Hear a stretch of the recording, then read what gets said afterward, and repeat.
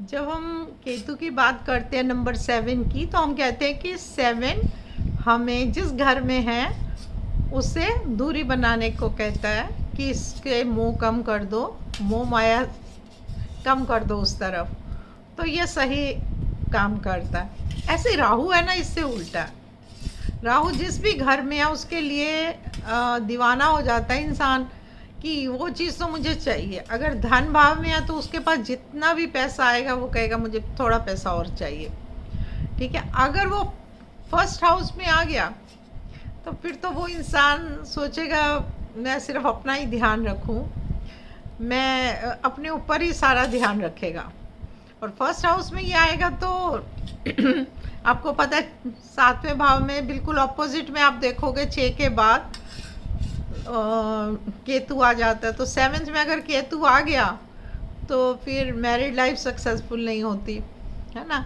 और राहु सिर्फ अपने अपने पर दिखाता है कि अपना ध्यान रखो, अपनी पर्सनैलिटी का ध्यान रखो, अपने ऊपर खर्चा करो, है ना। तो ये सब चीज़ देखनी पड़ती है। तो क्या जो अब राहु परेशान कहाँ करता है कि जब या तो ये एस्ट्रोलॉजिकली किसी ऐसे ग्रह के साथ बैठा हुआ है जो इसका शत्रु है, या फिर हम नंबर में देखते हैं। नंबर में 4 नंबर कितनी बार आ रहा है आपके जो लोशु ग्रिड में। अगर एक बार है तो ठीक है, अगर बहुत बार राहु आ रहा है तो बड़ी परेशानी देता है, मतलब मेंटली डिस्टर्ब रहता है। पैसे की तो कमी नहीं होनी चाहिए राहु वालों के पास, लेकिन परेशानी देता है, दिमाग हर टाइम अपसेट रहता है। और काफ़ी क्योंकि सेटिस्फैक्शन तो होनी ही नहीं ना। जितना केतु आपको सेटिस्फाइड करता है ये आपको बिल्कुल कहता है कि नहीं ये अभी बहुत कम है। यानी अगर ये फैमिली के घर में है तो इंसान बहुत ज़्यादा फैमिली ओरिएंटेड हो जाता है, बहुत ज़्यादा, उसके लिए वो सब कुछ छोड़ देता है। अगर वो आपके 7th हाउस में, जैसे मैंने बताया केतु फर्स्ट में और ये 7th में आ जाता है राहु, तो वो इंसान मतलब उसका भी हद से ज़्यादा ही वो पागल रहता है अपने पार्टनर के लिए। तो वो भी कभी कभी नेगेटिव में ही जाता है, नेगेटिव में ही चला जाता है। तो राहु अब ये अट्रैक्ट किसको करता है, ये भी या तो नंबर 4 को ही करेगा या 7 को। तो अब अगर आपका उधर से तो 4 नंबर है, मूलांक और भाग्यांक। अब मैं सबसे ज़्यादा ये कब दिखाई देंगे लक्षण, जब आपका मूलांक और भाग्यांक भी 4 है, आपका ईयर भी 4 का चल रहा है, और इसके अलावा आप हो भी राहु के नक्षत्र में, या आपका नाम भी राहु के ही किसी अल्फ़ाबेट पर है।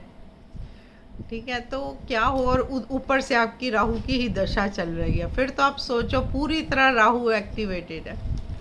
तो ये सब छोटी छोटी चीज़ें देखना है। खाली एक चीज़ से नहीं होता कि राशि आपने देख ली, ये राशि है अब तो मेरे को ये प्रॉब्लम आने वाली है।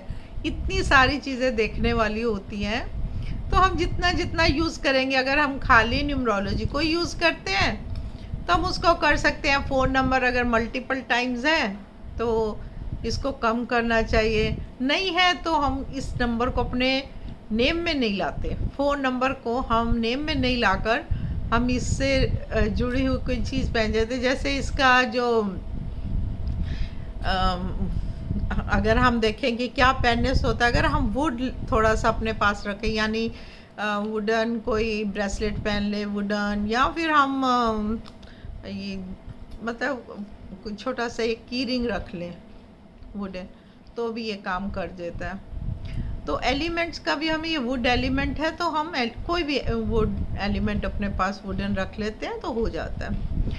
तो इस तरह से अगर राहु हमें घबराने का तब होता है जब बहुत ज़्यादा टेंशन दे रहा है और बहुत ही ज़्यादा बार 4 आ रहा है, तो हम उसको कम करते हैं। कैसे कम करते हैं, जब एक से ज़्यादा बार राहु आ जाए, नंबर 4 आ जाए, तो हमें इसी के दान करने चाहिए। इसी की चीज़ें जो होती हैं राहु से रिलेटेड, बहुत सारी चीज़ें होती हैं, चाहे आप एस्ट्रोलॉजिकली देख लो, राहु से रिलेटेड चीज़ों का दान करना चाहिए।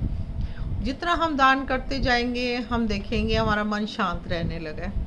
इसके बहुत सारे उपाय हैं, अगर आप कहोगे तो राहु के एक बार करेंगे, डिस्कस करेंगे। कैसे कैसे हम इसको थोड़ा सा शांत कर सकते हैं, क्योंकि हम ज़्यादा शांत नहीं करते। कभी कभी राहु हमारे लिए फ़ायदेमंद भी होता है। राहु हमें पैसा भी राहु ही देता है। अगर हम पहले ही शांत कर देंगे तो फिर ये पूरा काम नहीं करेगा, है ना। तो पहले हमें देखना चाहिए कि हमारे लिए कैसा काम कर रहा है, ख़राब काम कर रहा है या अच्छा काम कर रहा है। और फिर नंबर 4 अगर हम हैं तो हमें समझ आ जाती है कि हाँ, काम तो बहुत कर रहा है, पैसा तो बहुत आ रहा है, लेकिन टेंशन है साथ। तो क्या करना चाहिए? राहु को शांत नहीं, अपने मन को शांत करो। ठीक है। तो ये सब चीज़ें देख के ही आपको अपना नेम नंबर चेंज करो। ऐसा तो नहीं है कहीं नेम नंबर भी 4 पर आ रहा है, या फिर इसके किसी एंटी यानी 2 पर, 9 पर, 8 पर, इस पर तो नहीं आ रहा कहीं, क्योंकि इनकी इनके साथ नहीं बनती है। चाहे एज पार्टनर देख लें या किसी भी तरह देखें, इनकी नंबर वालों से नहीं बनती है। बनेगी तो फॉर द टाइम बिंग बन सकती है। लेकिन या कुछ भी हो जाए, चाहे इनकी आगे जाके चले या ना चले, लेकिन जब शादी का भी मामला आता है तो 4-7 की तरफ, 7-4 की तरफ अट्रैक्ट होता है। ठीक है। तो ऐसा ये सब अगर हमने राहु को ठीक करना है तो क्या करना चाहिए? अब वो कहता है भागो तो भागो पैसे की तरफ। जिस भी रिलेशन में है वो जैसा कहता है आप वैसा करते जाओ, लेकिन कभी भी एडिक्शन में मत जाना उसके कहने से, क्योंकि राहु की दशा में ज़्यादातर लोग एडिक्शन में फंस जाते हैं, जिससे पूरा काम गड़बड़ हो जाता है। क्योंकि वो आपको अपने उसमें फंसाना चाहेगा और कहेगा कि हाँ आओ, लेकिन कभी भी एडिक्शन की तरफ मत जाना। तो राहु की दशा ख़राब नहीं जाएगी, ऐसी कोई बात नहीं। थोड़े से प्रिकॉशंस लो, और अगर बहुत ज़्यादा परेशानियां हैं तो राहु के दान भी करो, लेकिन स्टोन पहनने से पहले 10 बार सोचो, और किसी एक्सपर्ट से मिले बिना स्टोन मत पहनो।